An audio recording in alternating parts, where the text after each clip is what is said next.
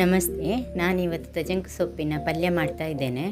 ಇದಕ್ಕೆ ನಾನು ತಜಂಕು ಸೊಪ್ಪು ಮತ್ತು ಹಲಸಿನ ಹಣ್ಣಿನ ಬೀಜ ಚೆನ್ನಾಗಿ ತೊಳೆದು ಕಟ್ ಮಾಡಿಟ್ಕೊಂಡಿದ್ದೇನೆ. ಈಗ ಇದಕ್ಕೆ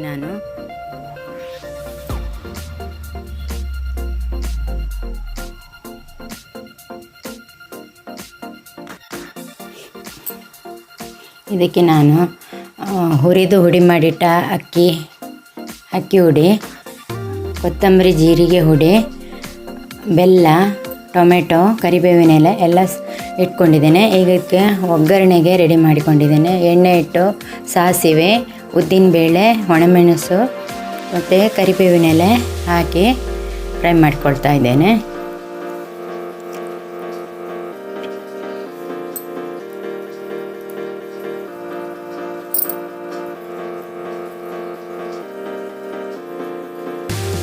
ಬೆಳ್ಳುಳ್ಳಿ ಸೇರಿಸ್ಕೊಂಡೆ.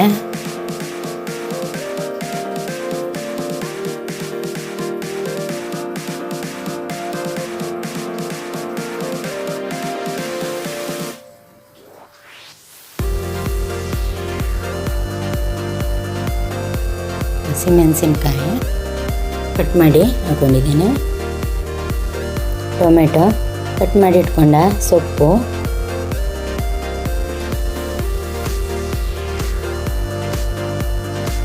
ಹಾಕಿ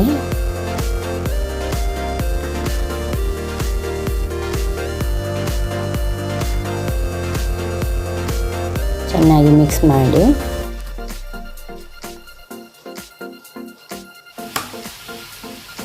ಬಾಡಿಸಿಕೊಳ್ಬೇಕು.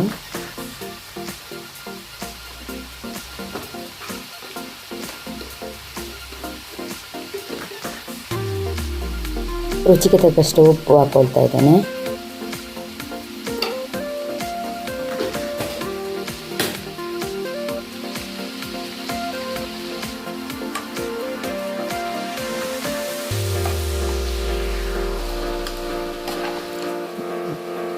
ಹಲಸಿನ ಬೀಜ ಬೇಯಿಸಿ ಹಾಕ್ಕೊಂಡಿದ್ದೇನೆ.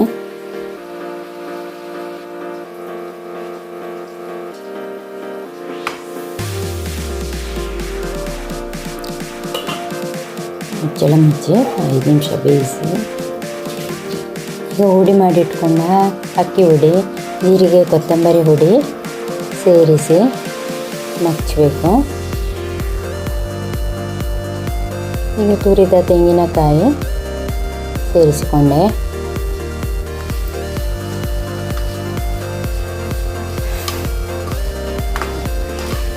ತಜಂಕು ಸೊಪ್ಪು ಆರೋಗ್ಯಕ್ಕೆ ತುಂಬ ಒಳ್ಳೆಯದು.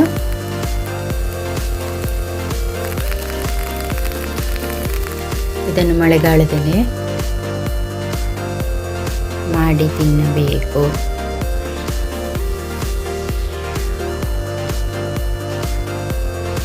ತಜಂಕು ಸೊಪ್ಪು ಪಲ್ಯ ರೆಡಿಯಾಗಿದೆ. ನೋಡಿದ್ದಕ್ಕಾಗಿ ಧನ್ಯವಾದಗಳು.